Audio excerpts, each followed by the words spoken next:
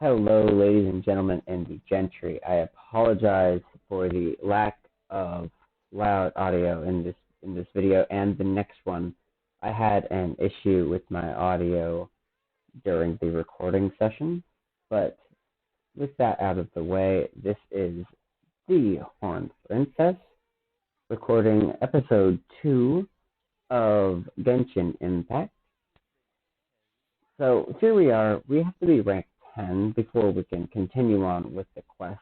So this is me kind of going through, and I got interrupted by a couple of cutscenes here where Paimon wanted to know things and see things. So she wanted some Fisherman's Toast, which gives us, I believe, 100 experience for our adventure book, which is nice and easy, being that, as you see here on the screen, we already have Fisherman's Toast on us. It is a defense-boosting food. But since we have it, the quest auto-completes. We don't actually have to get any from the shopkeeper, so that is very nice. So we are going to be doing a quest today that is the Gliding Champion quest, the quest given to us by Amber, who is up top. So here we are. We're just going to be doing a little bit of traveling up to the top of the area here. I believe we take a small detour around a building to check for chests, which always check for chests just because they're extremely useful for multiple reasons. Having extra items to level up your items that you have, as well as the small boost in adventure XP that they give you as well, and just the progress they give you towards your achievements. You have to open, I believe, 400 total chests in Mondstadt to maximize the achievement. So we're just going to run around with Sucrose here. We're going up to the roof. I'm not watching my stamina very carefully here, obviously, which, granted, is annoying at times. You build up your stamina quite quickly once you start collecting nuclei. I haven't done any of that yet. So other thing to note about this video in particular is I haven't switched any of my weaponry yet. I completely forgot. I did add a couple of artifacts to Diluc, but I was slowed down by the fact that we only have one 4-star artifact and not very many good 3 stars. So most of my units do not have 3-star artifacts, let alone just artifacts in general. Diluc has the artifacts. Everyone else is pretty much bottom of the barrel as far as damage-wise goes. So the fights here take a little longer than they should, but that is overall okay. We got about the first 50% of this quest done. We got to the point in time where we get the dungeon. But just keeping that in mind for the future. So here we are. I apologize for the lack of narration. I decided to not talk during the narrated bits, but yet again, that obviously didn't work out all that well. And I was trying to minimize the amount that my gravelly voice was interfering with the audio of the game. So the game audio is at absolute minimum. Just to where you can kind of hear it in the background. But other than that, it's pretty much as quiet as it could be. I need to apologize once more. I feel kind of awful about this. I was excited, and I did about an hour of recording this morning trying to get the entire quest line here done, and then did not test view my audio before I started. So that was a pretty bad decision on my part. So here we are. We're talking about getting the gliding manual book, I believe, and such. And, gliding manual book seems like a pretty boring read, right? So I would prefer not to read that. But they're going to make us, because, yay. But oddly enough, the book that we get isn't the gliding manual book. It's some weird fairy tale. So that's just interesting, I suppose.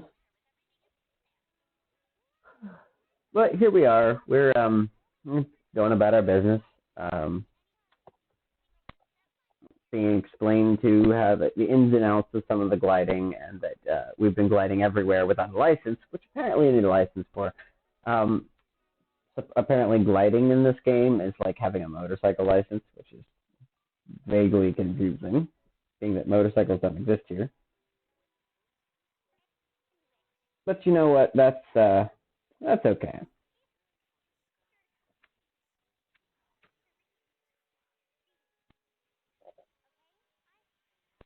Also, don't mind me here in the background. Just kind of going about our business here. So we're just gonna kind of chill out here for a little bit. What I'll do is I will tell you guys some of my experiences with this game. So there are a couple of places in the mid game where I feel like they did not do a very good job with the encounters. For example, there's a place in Liyue on a little island where you have to fight 4 fairly high level Ruin Guardians at the same time, and if you're unlucky, they end up being on an exact delay where one of them will be spinning, one of them will be firing rockets, one of them will be jumping on you, and the other one will be clapping. And separating them is kind of a pain. They move around in a pack. You have to be very careful about making sure you get the jumpy ones to separate as much as you can before picking them off one by one in a place where the rockets won't hit you. It is immensely annoying. So here's the story, and the story is actually really cute.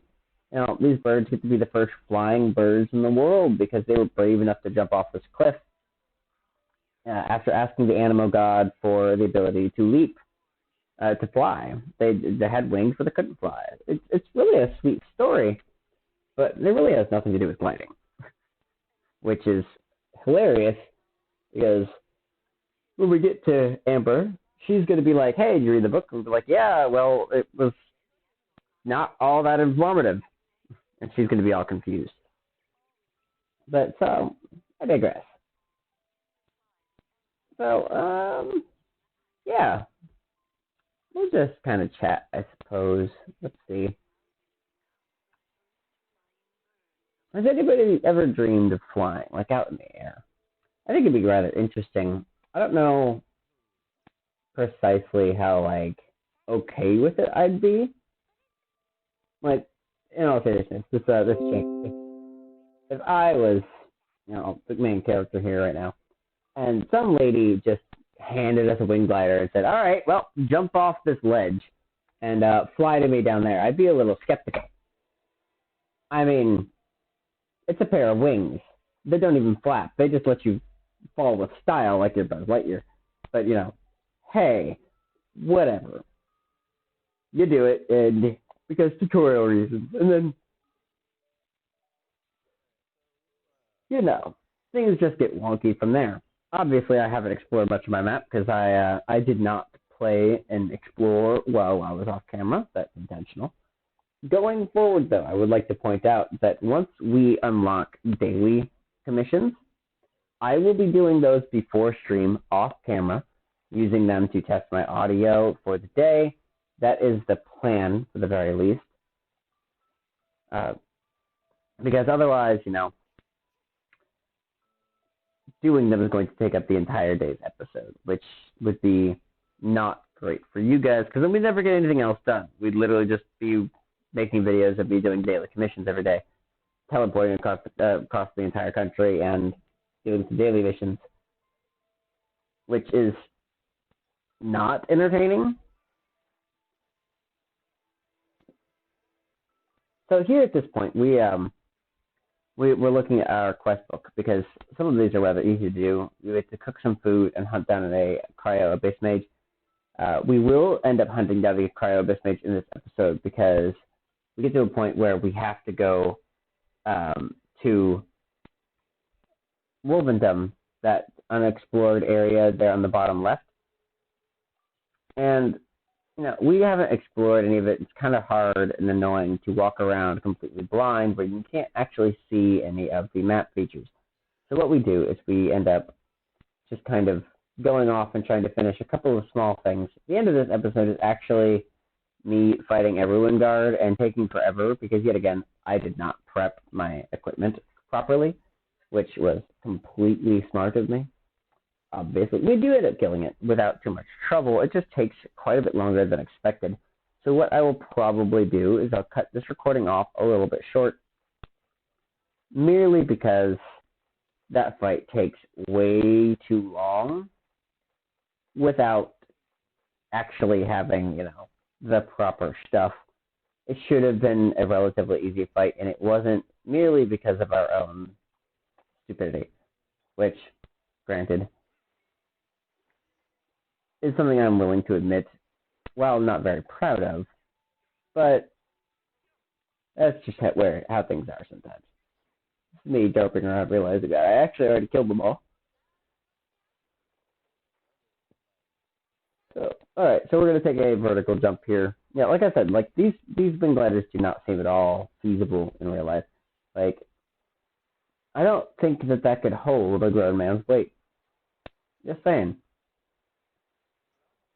So we're going to drop down here. We do have to switch our party real quick because there's a chest here, and we do not have Electro actively in our group. We have 2 fire for the fire bonus, and the fact that while Amber isn't a very good character, at least not in my opinion, or quite a few people's opinions, she is an archer, which is highly useful. Also, apparently that won't auto-target those pillars, which is dumb. The area of effect thing not auto-targeting is kind of ridiculous, but oh well. Yeah, if you notice, we're using basic gear on all 3 characters right here. Yet again, not me being very smart, but we'll get over that by next episode. I do already have it recorded. That's how I know the audio is screwed up. The audio will be similar to this vein, unless you guys would rather me just skip the second half of this quest, which I can do. There's not much going on with it. Also, Amber talking to Amber there. I always find it vaguely humorous to use the characters that you're talking to with that character. Which one's the real one? Who's the doppelganger? Very interested to know. Supposedly, Amber's right here. She's giving us this test. At the same time she's with us? How exactly does that work? Do we just have, a fragment of her soul as part of our party? That's why we can just, transform into her whenever we want? What's going on with that?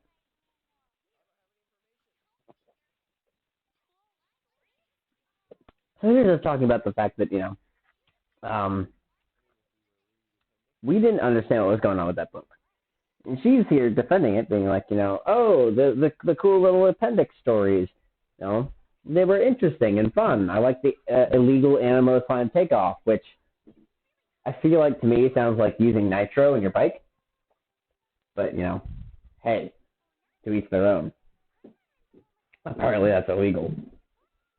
Well, at least the Animo Slime part is. So here we are. So we're going to end up jumping off this cliff because we're smart people that, physics doesn't actually apply to. I'd like to know how that works. But, oh well. So I don't know. I haven't been doing this very long, so I don't. I'm walking all over the room and making this floor creak. I should probably stop that. But, so this filler stuff here, while not being able to talk about what's going on, is kind of interesting, and having the audio turned all the way off when I had pauses when I was recording, going through the actual voice lines, letting them talk, because to be completely honest, the voiceovers in this game are impeccable. The only person I can't stand in voiceovers is Paimon, because she has a bad habit of saying her own name and talking in the third person so much in the most annoying little voice. It is maddening. If you've played this game in English, you know. And I would play it in Japanese, except I want to hear the voiceovers. I want to understand what's going on without having English text and Japanese audio. And even then, Paimon is not great. All right, so we're going to fly through some floaty areas here, collecting up some discs. The first half of the exam here is actually extremely simple. It's almost a straight shot, one disc every time, or almost every time. There's nothing complicated about it. So we're going to zoom around in the air. We're a little high here, but that's fine. So we're just going to kind of float over sideways here. And then this should be the last one, I think. Yeah, and then there's the downward spiral here. I'm just going to drop through it. And she's standing right over here, and we're going to finish this up. And then she's going to just teleport all the way back to Mondstadt. By the way, I'm kind of interested in the teleportation in this game, the fast travel. Because when you do quest lines, where you should have just, kind of been a different level in between, like you had a threshold to achieve, they always talk to you like it's been some time or several days sometimes. And so my interesting thing here, at least in my theory, is that fast travel is fast travel for the player, what you're seeing happen. But what actually happens in the in-universe game is that if you're traveling from one end of the country to the other, it actually takes your character a day or two to go the distance. It's just not making us, the players, actually see us have to walk all that way, because it's annoying, right? Having to physically walk cross country every time you want to move from one quest to another would be grueling. It would make things like this quite a bit less entertaining and less fun if you had to actually walk across the country anytime you wanted to just go to a different area to find some items. So that's my theory on that, at least, is that it actually does take your character time. We just get to skip that because, we're not truly the character. The players get to just skip. Also, I have some trouble with this here. I've gotten through this just fine before, but for some reason this morning I was having some serious issues making it through these hoops. I've barely cut the timer on this as well, but these are just really poorly placed, which whoever designed this little challenge is cruel. Is having to avoid the statue's head and wings, trying to get a couple of golden discs all in one go, is actually really annoying. There, I actually fell off the statue a minute ago. I had to actually revive Sucrose because she died from the fall damage. So that was smart, right? All right, so here we are. I'm just going to talk to Amber here. And apparently, there's a thief on the loose, because we're going to get arrested, or almost arrested here in just a second, which is pretty insane. We're taking our gliding exam, and we're going to get pulled over for not having our gliding license yet. Look, we're trying to get it, dude.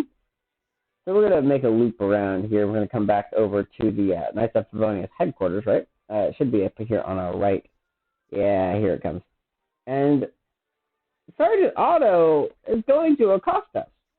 He's going to tell us to land. We're in the middle of our test, mind you.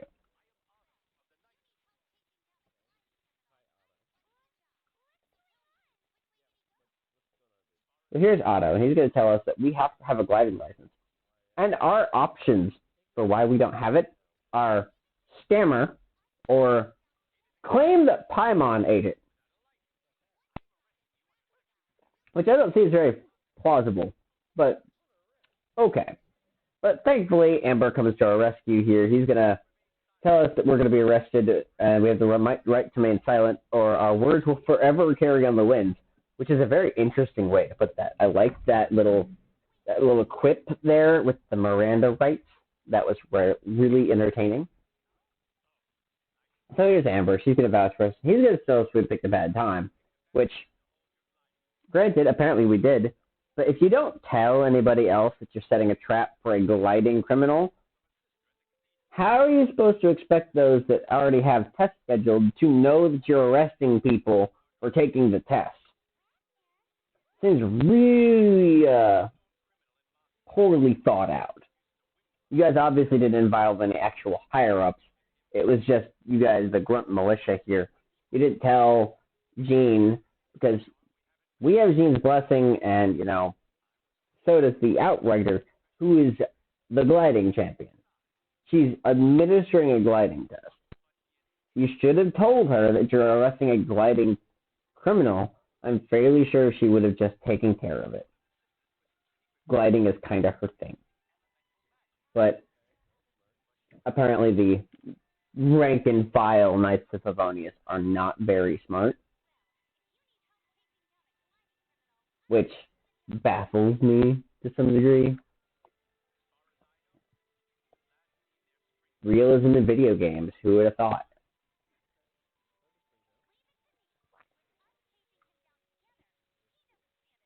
But here we are. We're gonna apparently skip out on our gliding test now. We're gonna go chase a criminal. Our gliding test is interrupted. We have to go catch a criminal now. Like, what the heck? So we're not gonna do that yet because it's gonna tell us we have to go to the dark area. So we're gonna try to fill up a couple of quests in our book here, which shouldn't take too long. So the first quest on our list here is going to be cooking some food, which we may or may not have already done. We're picking up the side quest as well for later. He wants us to go kill some monsters in the woods, which shouldn't be too difficult, to be entirely honest. They're in the woods. The woods is like basic area, so not much there to truly be worried about, I suppose. So my friends have been playing this. One of my better friends, her name is Bulbabish. She plays a lot of Pokemon, and she makes videos and streams, which is really cool. I'll plug her in the description here. You should definitely go check out her channel if you haven't, or if you just like Pokemon things. I love Pokemon, and not really going to be doing a lot of Pokemon-related videos. My opinion is that they're so widespread and so overdone. There's nothing new to be had. There's no interesting new things to be done with Pokemon anymore. So that's not where I'm going with this. I am actually starting to record a series starting tomorrow. That would be Monday, as of this recording. That is a Soul Link of Bravely Default. I've seen plenty of little Bravely Default challenges. Well, one player, I can't farm, or bosses only, things like that. No, we're taking this a step farther. We're going to take a Pokemon challenge that is, hey, if your Pokemon faints, you can't use it anymore, and it's tied to your partner's Pokemon. We're going to be doing that with the job classes. We're going to be doing a very interesting little challenge where after we've officially gotten 4 jobs beyond freelancer, we are going to have the Nuzlocke, the Soul Link, is going to begin. And that is going to be, if at any point during a battle, we finish a battle and one of our characters is dead and they do not get experience, that job class is gone. If a character does not survive to the end of a battle, they're dead. That class is gone. You can't use it anymore. With I believe, 24 job classes, that leaves a little bit to be desired. We have to have some very careful planning going into this.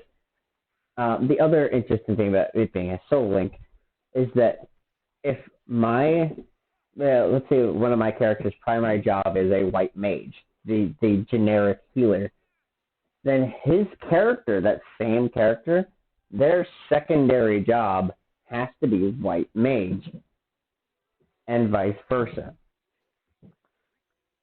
So that's going to make it quite interesting. So if I level white mage up to 8, but then I lose it, and he's also leveled white mage up to 8 just to have the extra abilities, white mage is dead. Neither one of us has a white mage anymore.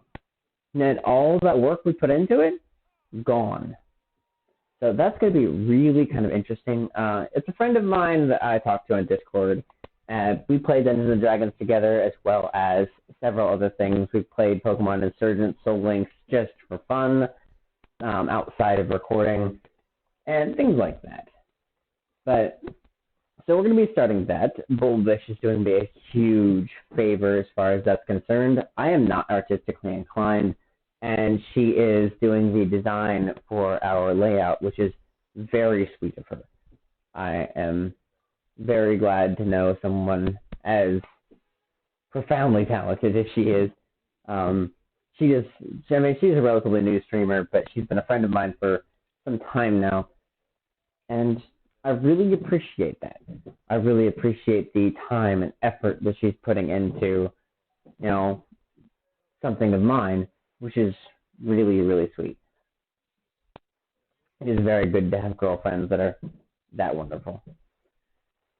So here we are. I believe this is us going to go beat up the, let's see, what are we doing here? So we're beating up a couple monsters because monsters are annoying. Sucrose pretty much takes care of these guys, even with the lower damage that she has right now.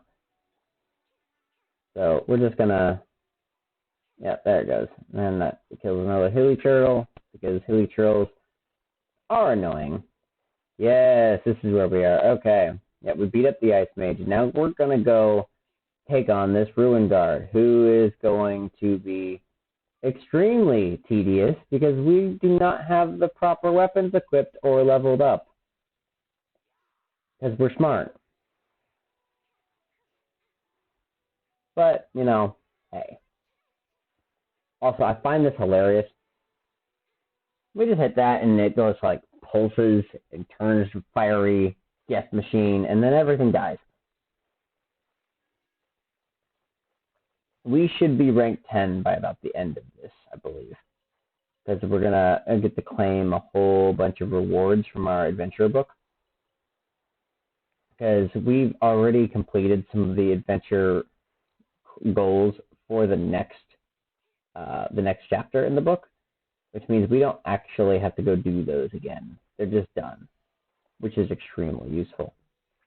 We're going to follow this little wispy guy, and it makes you glide downwards, and then it has to be higher up. Like, the positioning of this was just annoying. Obviously, here we have a stamina miscalculation again, because I'm smart. But, hey, who hasn't messed that up a couple times, right?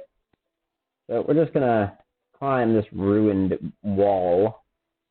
One of the many that happen to be spread all over Mondstadt and Liyue.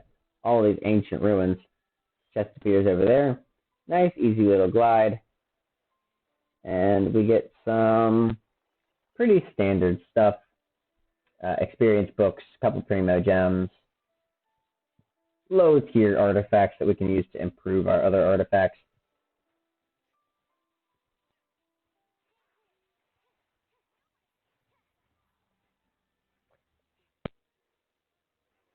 So here we are. We're just going to kind of waltz through here.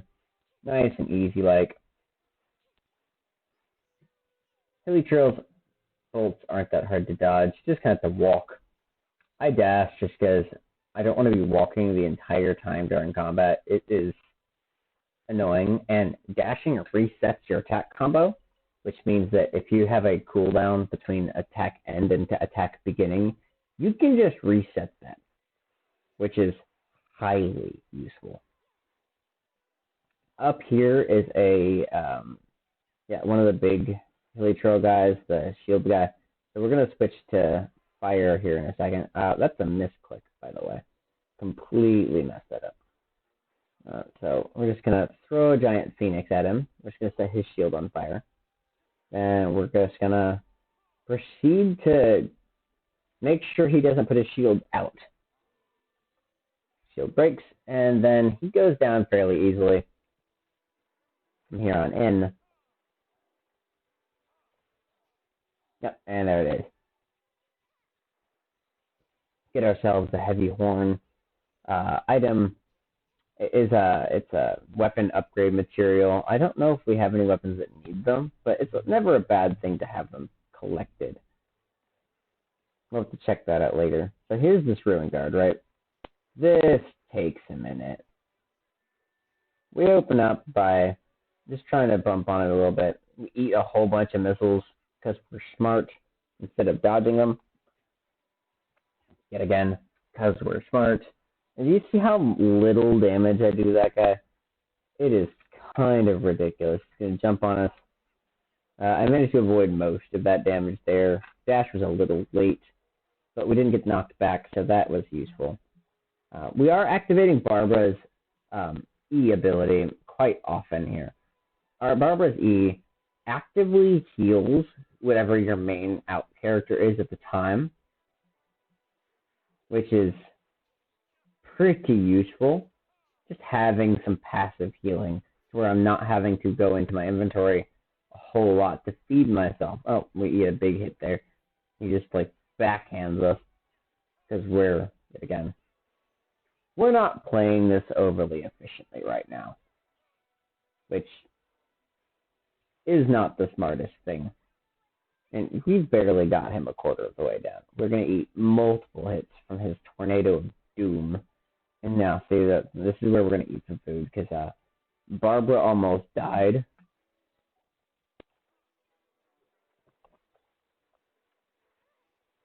We're also going to get stuck in a corner and eat another hit from it. Just being smart.